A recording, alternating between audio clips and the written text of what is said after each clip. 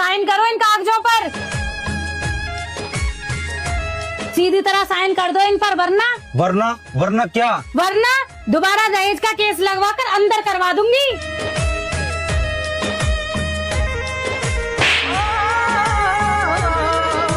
ये हाथ तुमने मुझ पे नहीं उठाया बल्कि हमारे पूरे रिश्ते को जला दिया। आज जो तुमने किया उसके बाद इस घर में मेरी जगह नहीं बचती। मैं जा रही हूँ अपने घर हमेशा हमेशा के लिए। तुम्हारी रोज रोज घर जाने की धमकियों से मैं तंग आ गया हूँ। अगर तुम्हारी यही खुशी है तो चली जाओ, बल्कि मैं तुम्हें घर छोड़कर आता हूँ। चलो। जिसमें एक जानते हम, एक दूजे की पहचानते हम। लो ले आया तुम्हारी बेटी को, हर बार धमकी देती रहती है, मायके चली जाऊंगी मायके चली जाऊंगी। आज मैं खुद इसे लेकर आया हूँ। अब एक काम करो, या तो इसे समझा लो कि शादी कोई गुड्डे गुड़िया का खेल नहीं, या इसे हमेशा के लिए अपने पास रखो। मैं रोज रोज इसकी नौटंकियों से आकर तंग आ गया हूँ। मैंने क्या किया?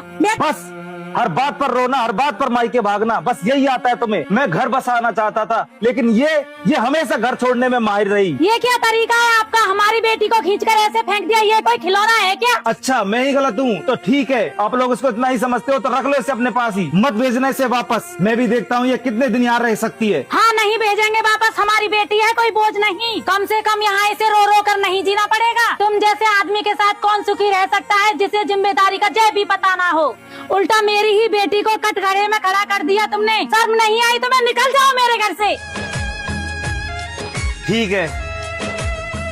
तू क्यों सहती है उसे? कहीं लिखा है क्या औरत ही सब कुछ बर्दाश्त करे? अब तू वापस मत जाना, तभी समझ आएगा उसे कौन बड़ा है और कौन छोटा। अगर औरत चुप रहे तो मर्द सर पर चढ़ जाता है। तुझे भी उसे अपनी अहमियत दिखानी चाहिए। सही कह रही हो माँ जी, इतना भी क्या प्यार पति से जो खुद को ही मिटा ले। आप तो 2-4 दिन यही रुक जाओ, वो तो रेंगता हुआ खुद माफी मांगने आ जाएगा। और सच कहूँ तो मर्द तभी सुधरता है जब उसे अपनी पत्नी खोने का डर होता है। अगर वो फिर भी नहीं माना तो कोर्ट कचहरी का रास्ता तो है ही। आजकल औरतें वकील के जरिए ही मर्द को लाइन पे ले आती हैं। शायद आप लोग ठीक कह रही हैं। मैं हमेशा समझौता करती रही, लेकिन बदले में मैंने क्या पाया? जैसा आप लोग करो वही ठीक है। तुझसे मिलने को दिल ऐसे तड़पता है। अरे रूबी एक कप चाय। उस दिन मैंने गुस्से में आकर बहुत बड़ी गलती कर दी। मैं उसके बिना एक पल भी नहीं रह सकता। उसे फोन करके माफी मांगकर घर बुला लेता हूँ। हेलो, कौन? मैं बोल रहा हूँ, मेरी रूबी से बात कराना। अभी आप फोन मत करो और मेरी बेटी को तंग मत करो। हम तुम्हारे जैसे आदमी के साथ अपनी बेटी को नहीं भेजेंगे, समझे? सुनो मेरी बात तो सुनो। माँ जी मैं हाथ जोड़कर माफी मांगता हूँ, गलती मेरी थी, गुस्सा मेरा था। रूबी मेरी पत्नी है, मेरा संसार है। मैं आपके हाथ जोड़ता हूँ, रूबी को मेरे साथ भेज दो माँ जी। मैं वादा करता हूँ मैं उसे कभी आंसू नहीं दूंगा। बस एक बार माँ जी उसे मेरे साथ भेज दो। हाथ जोड़ने से घर नहीं चलता, एक बार हाथ उठ गया तो भरोसा भी टूट गया। हम अपनी बेटी को फिर से दर्द में ढकेलने की बेवकूफी नहीं करेंगे। तुम्हारी इन मीठी बातों में अब नहीं आएंगे। मैं अपनी बेटी को कहीं नहीं भेजूंगी। माँ जी एक बार मैं अपनी पत्नी से पूछना चाहता हूँ कि वो क्या चाहती है। रूबी मैं बहुत शर्मिंदा हूँ, बस आखिरी बार मुझे एक मौका और दे दो।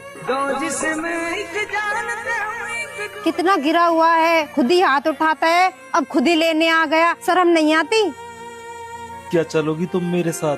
तुम हर बार यही कहते हो गलती नहीं होगी, पर हर बार मुझे ये दर्द सहना पड़ता है।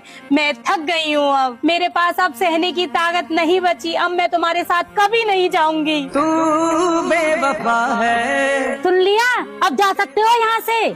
मैं जानता हूँ इन लोगों ने मेरे प्रति तुम्हारे दिमाग में जहर घोल दिया है, लेकिन मैं भी देखता हूँ कब तक ये लोग तुम्हें मुझसे दूर रखेंगे।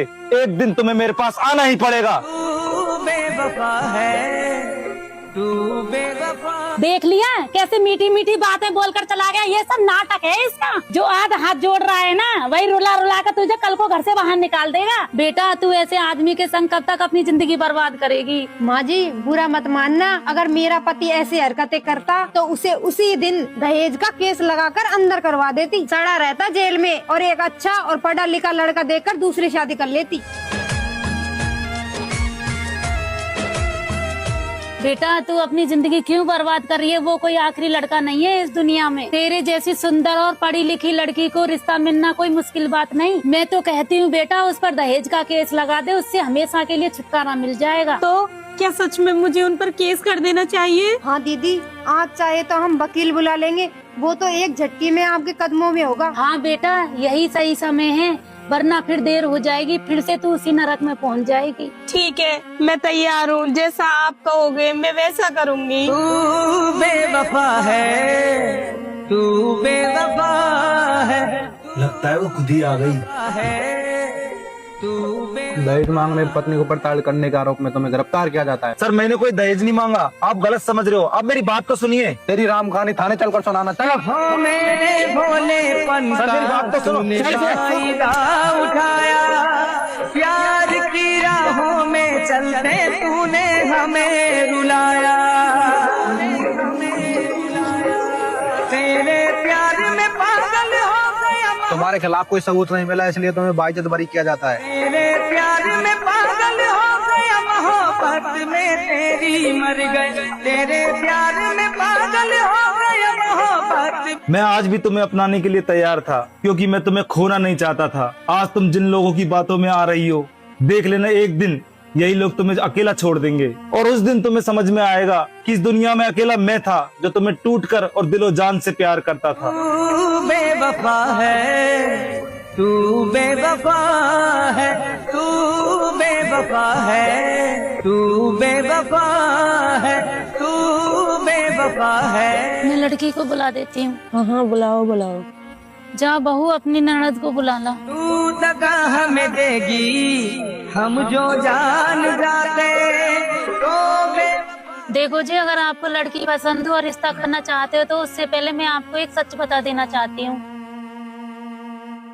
कैसा सच? मेरी बेटी पहले से शादीशुदा थी, उसका तलाक हो चुका है। मैं झूठ बोलकर इस रिश्ते को आगे बढ़ाना नहीं चाहती, इसलिए मैं आपको अभी बता रही हूँ।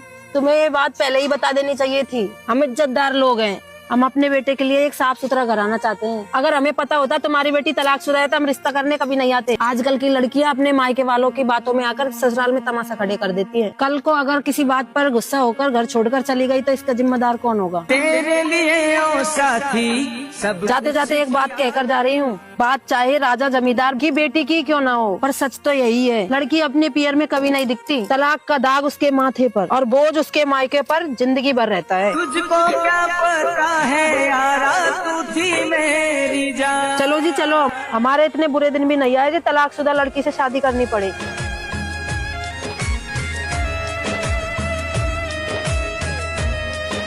अरे बेटा, तू यहाँ भी शराब पीने लग गया। मैं तेरे हाथ जोड़ती हूँ, कम से कम तू यहाँ तो शराब मत पी। अगर आज ये रिश्ता हाथ से निकल गया तो याद रखना तेरी शादी की आशा भी खत्म हो जाएगी। तू थोड़ा संभल जा बेटा, बस आज के दिन। अरे माँ, आप बिना क्यों टेंशन लेती हो? और ये तलाकशुदा औरत है, और इसको भला कोई इज्जतदार खानदान क्यों अपनाएगा माँ? बहुत कम लोग होते हैं जो इन्हें अपना लेते हैं, वरना ऐसी औरतें तो हम जैसे शराबी और जुआरियों के नसीब में होती है माँ।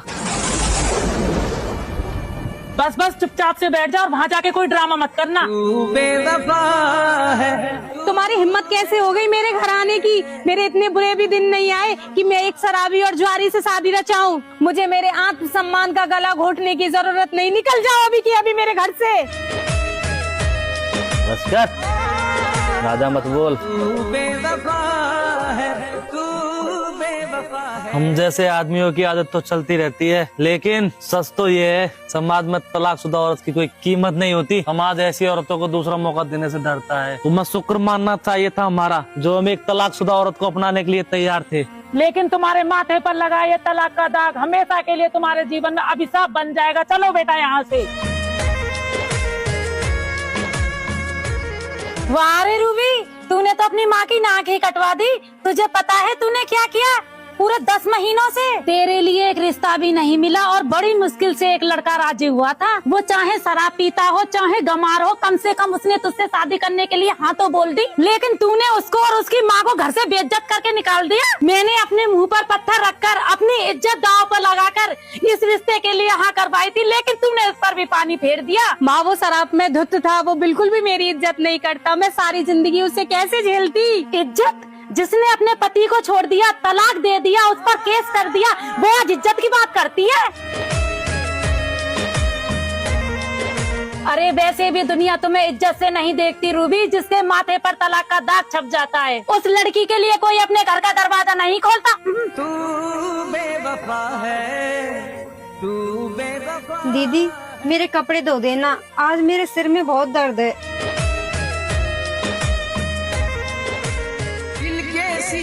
महल के मेरे तू तो थी मेहमान, तू थी मेरी जिंदगी, तू था मेरा बीमार।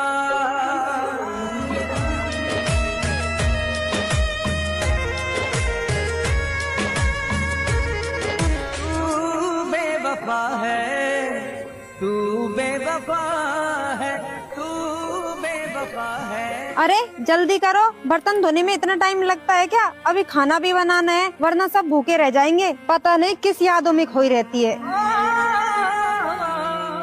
आज समझ आ रहा है मेरा पति बुरा नहीं था, ये माहौल बुरा था।